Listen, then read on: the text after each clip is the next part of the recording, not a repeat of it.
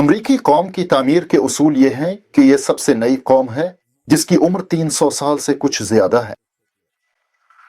इसका मतलब यह है कि बुनियादी तौर पर इस कौम की तश्कील के वक्त उसके बानियों ने वो गलतियां मद्देनजर रखी थीं जो रूमी सल्तनत, सिकंदर आजम की सल्तनत और रूसी सल्तनत ने की थी। और इस लिहाज से चूंकि ये सबसे नई कौम है, अपने तामीराती उसूलों के एतबार से वो कहीं आगे निकल गए क्योंकि उन्होंने गलतियों से सबक सीखा। जरा सोचें कि 1000 साल पुरानी सल्तनत, मसलन उस्मानी सल्तनत में रियासती निज़ाम को दुरुस्त करना कितना मुश्किल है, जबकि एक नई सल्तनत नई कौम की तामीर के वक्त ये काम आसान हो जाता है। शुरू से ही उन्होंने नए उसूल वज़ा किए जो मौजूदा तकाज़ों के मुताबिक थे। मौजूदा तकाजे और वो उसूल जो शनाख्त के उसूल को बेहतर बनाने में मदद देते हैं। मिसाल के तौर पर अमरीकी कौम जिसकी शनाख्त हिजरती लहरों के जरिए बनी, ये बिल्कुल नई कहानी है जो मसलन जर्मनी, फ्रांस और बरतानिया में बिल्कुल मुमकिन नहीं। लेकिन यहाँ ये तसव्वुर उभरा और उसने वाकई अमरीकी कौम को ये मौका दिया कि वो कौम के तसव्वुर को शहरियत के जरिए बयान करे। यानी देखिए, रूसी कौम ये सकाफत की बुनियाद पर कौम है, अमरीकी कौम ये रियासती निज़ाम और शहरियत की बुनियाद पर कौम है। और इस लिहाज से जाहिर है अमरीकी कौम सबसे ज्यादा कामयाब साबित हुई क्योंकि सिर्फ 300 साल में सुपर पावर बन जाना ये कौमी तामीर के नुक्ता नजर से बहुत बड़ी कामयाबी है। और पहली दूसरी आलमी जंग इस कामयाबी की बहुत बड़ी सीढ़ियां थीं। यानी अमरीकियों ने पहली और दूसरी आलमी जंग को अमरीकी कौम की रियासती तामीर को मजबूत बनाने का हिस्सा समझा जो तारीखी पैमाने पर दूसरों से आगे निकलने का मौका देगी। यानी दूसरे लोग अपनी रियासतें 1000 साल में बनाते हैं और हमें तेजी से आगे बढ़ना है, और ये वो कर भी गए। आइए ईमानदारी से इस बात को तस्लीम करें। अगर अमरीकी पहली आलमी जंग से ही अपनी सल्तनत बना रहे हैं तो हकीकत यह है कि वो मजबूत हुए हैं। तो फिर उन्होंने सोवियत यूनियन की मदद क्यों की? आखिर सोवियत यूनियन में सनती तरक्की बड़ी हद तक अमरीकियों के हाथों हुई थी, उनके आलात और दीगर चीजों की बदौलत, और वैसे जर्मनों की भी मदद शामिल थी। लेकिन जर्मनों के साथ वहां बाहमी तबादला था, यानी जर्मनी से मशीनरी, आलात और टेक्नोलॉजी आती थी और उसके बदले में खुराक, खाम माल, लकड़ी वगैरह सोवियत यूनियन से जाती थी। और अमरीकियों के साथ मैंने आपको एक ग्राफ भेजा था, वो बहुत दिलचस्प है। वहां अमरीका से रूस की तरफ बैरूनी तिजारत का बड़ा बहाव है, जबकि इसके बदले में रूस से अमरीका को बहुत ही कम चीजें जाती हैं, कई गना कम। और उसका कोई मुआवजा नहीं था, कोई जवाब नहीं था। क्यों? वो ऐसा क्यों कर रहे थे? देखें, आज की एक मिसाल है यूक्रेन। क्या आप जानते हैं कि 3.5 साल में यूक्रेन की रियासत का बजट कितने गना बढ़ गया है? हाँ, वहां यूरोप और अमेरिका दोनों पैसा लगा रहे हैं। बजट 10 गना बढ़ गया है। हमारा बजट सिर्फ 20% बढ़ा है, यूक्रेन की रियासत का बजट 10 गना बढ़ गया है। कहां से? मैं सवाल को जरा मुख्तलिफ अंदाज में रखता हूं। अमेरिका और यूरोप को यूक्रेन में पैसा, हथियार और दीगर चीजें डालने की क्या जरूरत है? इसलिए मुहर्रिकात क्या हैं? ठीक है, मुझे नहीं मालूम। हमें शिकस्त दे। फिर उन्होंने हमें 30 की दहाई ने क्यों बनाया? 30 की दहाई में उन्होंने हमें जर्मनी के खिलाफ खड़ा किया। यानी उन्होंने जर्मनी को मुतवाजिन करने की अपनी पॉलिसी जारी रखी। और उसके लिए उन्हें सोवियत यूनियन की जरूरत थी। हाँ, और यकीनन। और उसी लिए उन्होंने मुफ्त में बहुत मदद की। ठीक है। एक अमरीकी लीडर का जुमला याद है, यही बात चर्चिल से मंसूब थी, अगर जर्मनी हारता है तो हम जर्मनी की मदद करेंगे, और अगर सोवियत यूनियन हारता है तो हम सोवियत यूनियन की मदद करेंगे। वैसे जुमला है घूम जाता है, लेकिन इसकी हकीकत इतनी है। असल में तो ऐसा ही है। ये तवाजुन है। अमेरिका के पास ऐसी फौज नहीं है कि वो पूरी दुनिया को शिकस्त दे सके। उसका मतलब है कि तवाजुन कायम करना पड़ेगा, जियोपॉलिटिक्स करनी पड़ेगी, और जियोपॉलिटिक्स में ये एक बड़ी शतरंज की बाजी है। बाज औकात उसे ऐसे ही कहा जाता है, कभी एक को दूसरे के खिलाफ मजबूत करना पड़ता है, और उन्होंने सोवियत यूनियन को मजबूत किया क्योंकि वो बाकी रहा और महफूज रहा यूरोप में दूसरे हरीफों के मुकाबले में। इसी तरह वो मुस्तकबिल में यूरोप को आपस में लड़ा रहे थे। आखिरकार सोवियत यूनियन ने भी तो वही हथियार इस्तेमाल किए जो उन फैक्ट्रियों में बने थे जो अमरीकियों ने बनाई थी, ठीक है ना? जी हाँ, और उन्होंने शुरू से ही उन्हें दोहरी नौयत का बनाया था, यानी आम और फौजी मसनूआत दोनों के लिए। यानी ये सब पहले से ही मंसूबाबंदी के तहत था। बिल्कुल मंसूबाबंदी अपने बिल्कुल सही लफ्ज कहा, यही मंसूबा था। नए रियासत ने पिछली गलतियों को मद्देनजर रखा। ये रियासत ना तो सिर्फ अंदाजे पर चल रही है और ना ही अंधे बली के बच्चे की तरह टटोल रही है, बल्कि ये हिकमत अमली की सतह पर काम कर रही है। अमरीकियों ने यूरोप में जंग की मंसूबाबंदी पहले से ही कर रखी थी। अगर आपके पास टैंक नहीं होंगे तो आप लड़ नहीं सकेंगे, आप ब्रेस्ट का मुआहिदा कर लेंगे, यूं समझ ले।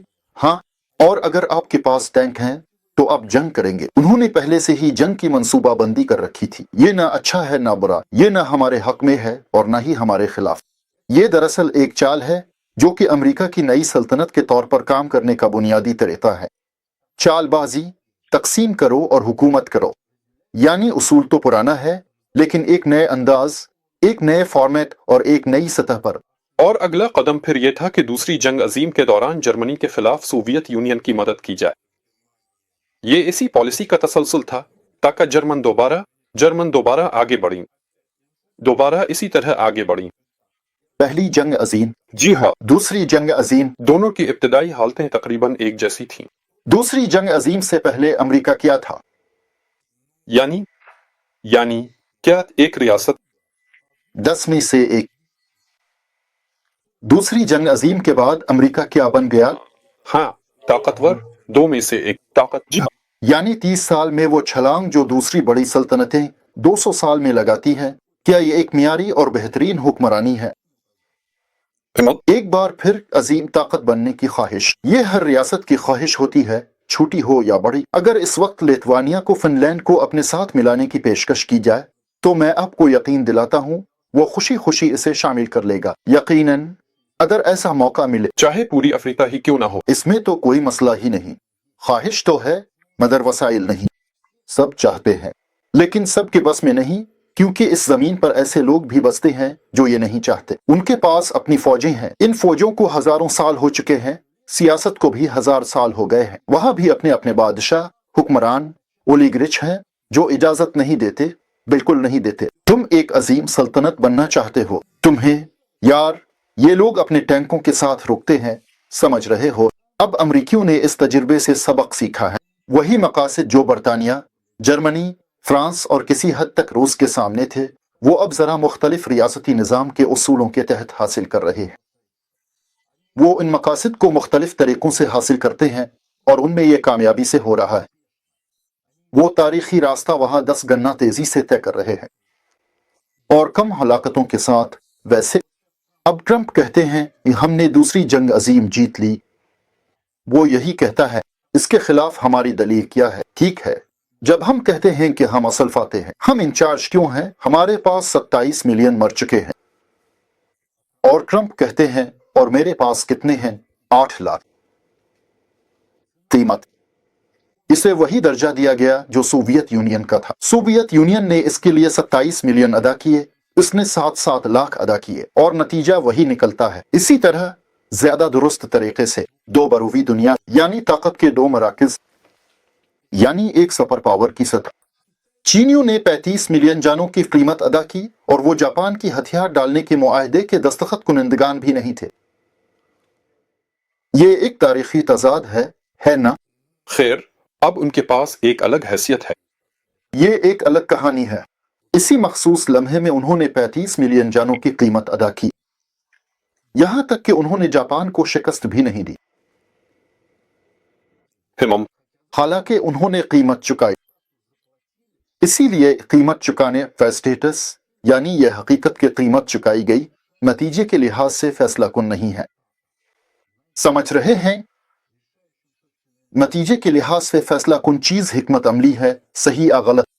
अमरीकी हिकमत अमली ऐसी थी कि उन्होंने कम कीमत पर वही नतीजा हासिल किया जो हमने ज्यादा कीमत पर हासिल किया। और चीनियों को तो इस वक्त वैसा नतीजा बिल्कुल भी नहीं मिला, हालांकि उन्होंने ज्यादा कीमत चुकाई।